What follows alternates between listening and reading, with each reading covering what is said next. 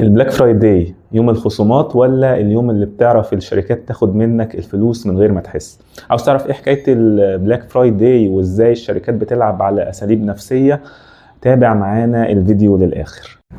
البلاك فرايداي اول مصطلح اتسمى كان في فيلادلفيا في امريكا في اواخر الستينيات، واللي سماه كده كانت الشرطة هناك. كان بيحصل بعد عيد الشكر هناك بيحصل فوضى وتكدس في الشوارع وازحام وحالات سرقة كتير، فكان ضغط كبير على الشرطة في أمريكا، فابتدى إن هم يسموها الاسم اللي هو البلاك فرايداي، ودي بتبقى آخر جمعة في شهر نوفمبر.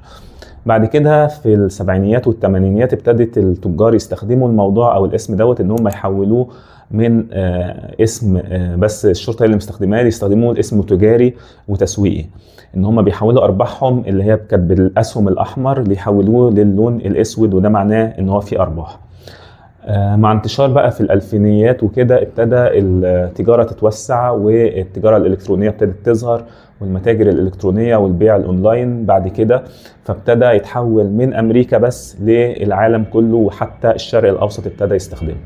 قبل البلاك فرايداي بأسابيع وشهور الشركات بتبدأ تجهز أو تعيد ترتيب مخزونها، وتبتدي تعرف إيه اللي ممكن المنتجات اللي تزود أسعارها، وتبتدي ان هي بالفعل تزود اسعارها، وتبتدي تعمل حملات نفسيه وتسويقيه انك تحس ان اليوم دوت هو فرصه العمر ليك. ممكن تشوف 40% عرض على منتج معين فتحس ان هو العرض ده هتستفيد منه، هتبقى يعني خارج من الصفقه كسبان، لكن في الحقيقه هو كان السعر ده مرفوع اصلا من قبل البلاك فرايداي بكام اسبوع. في 3 خطط بتستخدمها الشركات في اليوم دوت عشان تحقق ارباح كبيره جدا وانت تشتري من غير ما انت تحس.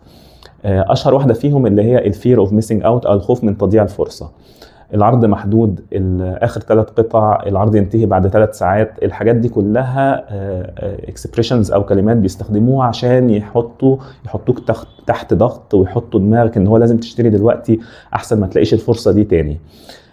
لما بيحطوا الموضوع ان هو ان انت دماغك او انت نفسك تحت ضغط انك عاوز تشتري دلوقتي حالا عشان خايف تضيع الفرصة في المستقبل، ده بيخليك تاخد قرارات سريعة واقل عقلانية وما فيهاش اي منطق، فتروح تشتري على طول وانت مش حاسس. تاني خطة اللي هي الانكورنج افكت او حركة الاسعار الوهمية. ممكن يحط لك ان السعر قبل التخفيض كان ب 8000 جنيه على منتج معين وبعدين بقى ب 4000 جنيه. فانت الانكرنج افكت حاجه نفسيه، ان انت بتشوف اول سعر وتقارن بيه، هو دوت اللي انت بتقارن بيه وتحس بيه ان انت لا هتكسب لما تاخد المنتج ب 4000 جنيه مش 8000 جنيه، مع انه ممكن يكون في الايام العاديه بيتباع ب 4500 وبس. لكن هي الانكرنج افكت او تاثير الاسعار الوهمي ده اللي بيحطوه او بيلعبوا على النفسيه فيها عشان يكسبوا العميل في اليوم دوت. ثالث خطة اللي هي الدوبامين افكت، ان هو بعد ما بتشتري المنتج بتحس ان الصفقة ان انت مثلا نجحت او حققت انتصار كويس وخدت المنتج بتخفيض كويس، لكن بعد يومين ممكن تبص على المنتج وتقول ايه ده، لا المنتج ده انا مش محتاجه وملوش اولوية عندي. فدي اسمها الدوبامين شوبينج امبلس او افكت، ان هو تبقى عندك بس ساعتها انك عاوز تشتري او مبسوط وسعيد ان انت اشتريت بسبب التخفيضات اللي هم عاملينها، لكن ممكن المنتج ما يبقاش ليه أولوية عندك في الوقت الحالي.